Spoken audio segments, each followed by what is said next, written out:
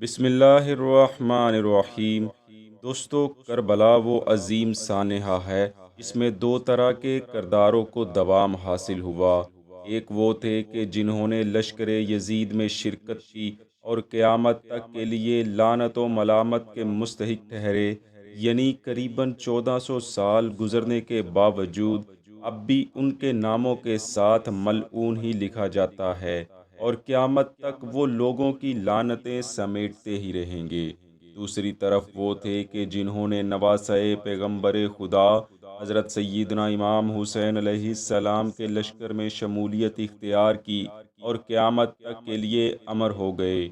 آج سینکڑوں سال گزرنے کے باوجود بھی ان کی شہرت میں ذرہ بھر کمی نہ ہوئی، بلکہ ان کا ذکر دن بدن بڑھتا ہی جا رہا ہے اور قیامت تک یہ سلسلہ جاری و ساری رہے گا۔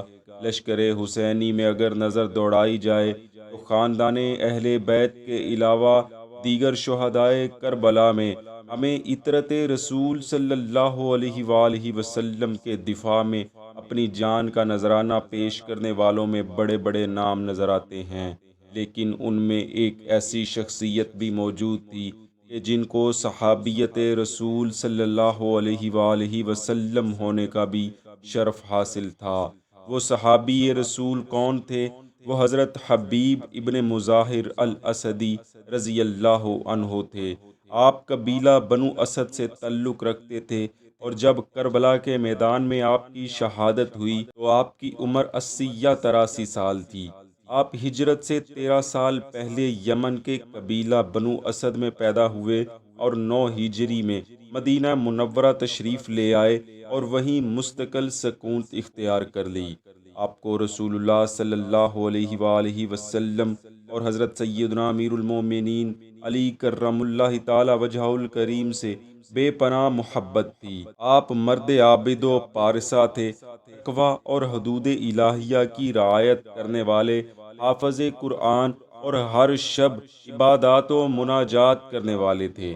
دونوں جنتی شہزادوں حضرت سیدنا امام حسن اور حضرت سیدنا امام حسین علیہ السلام کو دل و جان سے عزیز رکھتے تھے، بلکہ بعض اقوال کے مطابق آپ حضرت امام حسین علیہ السلام کے بچپن کے دوست تھے۔ حب اہل بیت میں اس قدر سرشار تھے کہ امیر المومنین حضرت سیدنا علی کرم اللہ وجہ الکریم کے ساتھ ہر مشکل سے مشکل گھڑی میں بھی کھڑے رہے۔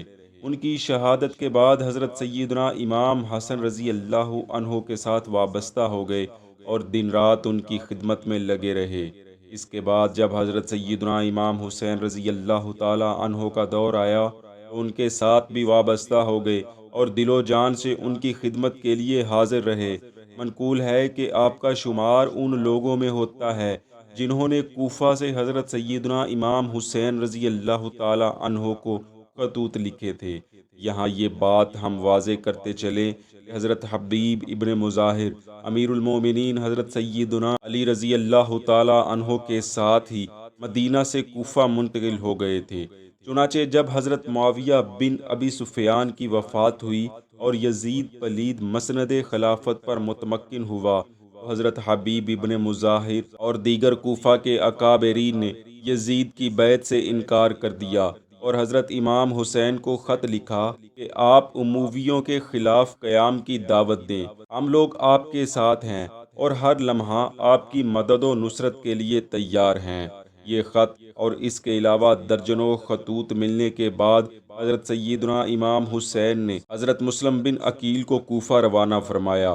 حضرت مسلم بن عقیل جب کوفہ پہنچے تو حضرت حبیب ابن مظاہر اور آپ کے ہمراہ دیگر اکابرین کوفہ نے ان کو خوش آمدید کہا اور خفیہ طور پر لوگوں سے آپ کے لیے بیعت لینے لگے۔ اس کے بعد جب ابن زیاد کوفہ وارد ہوا تو اس نے لوگوں پر دباؤ ڈالنا شروع کر دیا۔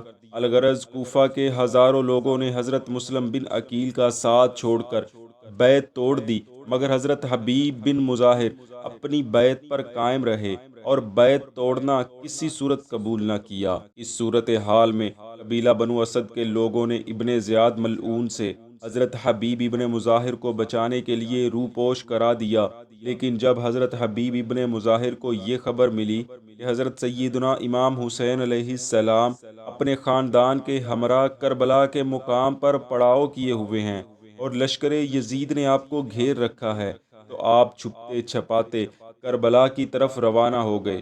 یہ سفر آپ نے کیسے کیا، اس کے بارے میں مورخین لکھتے ہیں، آپ ابن زیاد کے جاسوسوں سے بچنے کے لیے دن بھر چھپے رہتے اور رات کو سفر کیا کرتے تھے۔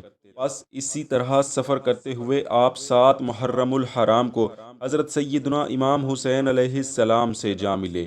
آپ نے کربلا پہنچتے ہی یہ بات نوٹ کی کہ حضرت امام کے ساتھ ساتھیوں کی تعداد بہت کم ہے، جبکہ ان کے مقابلے میں یزیدیوں کی تعداد بہت زیادہ ہے۔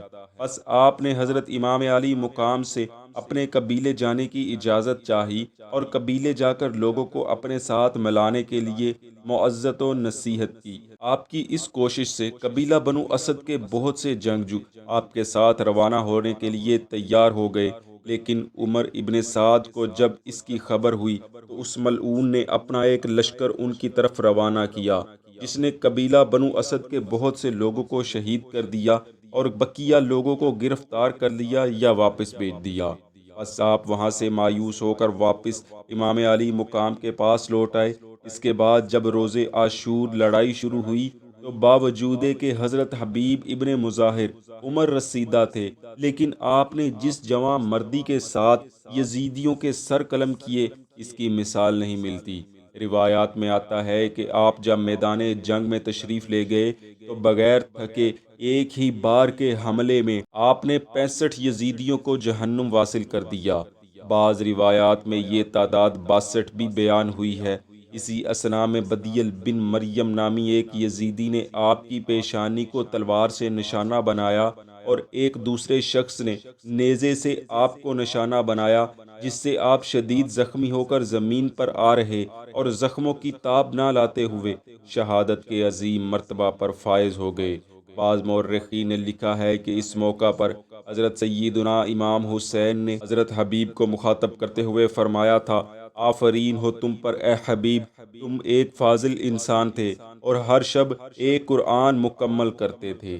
دوستو، حضرت حبیب ابن مظاہر کی صحابیت کے بارے بعض مورخین میں اختلاف بھی پایا جاتا ہے، جیسا کہ حافظ ابن حجر عسقلانی علیہ رحمہ اور ابن کلبی نے کہا ہے کہ آپ کو رسول اللہ صلی اللہ علیہ وآلہ وسلم کی صحبت کی سعادت نصیب ہوئی، لیکن صاحب الاستیاب اور اسد الغابہ نے آپ کو رسول اللہ کے صحابہ میں شمار نہیں کیا۔ بہرحال آپ شہدائے کربلا میں سے تھے اور خاندان اہل بیت کے دفاع میں جان قربان کرنے والوں میں سے تھے۔ اللہ کی آپ پر رحمت اور سلامتی ہو، اور آپ کے ذکر خیر کی بدولت اللہ کریم ہمیں بھی آل رسول صلی اللہ علیہ وآلہ وسلم کی پکی اور سچی محبت اور غلامی عطا فرمائے۔ آمین۔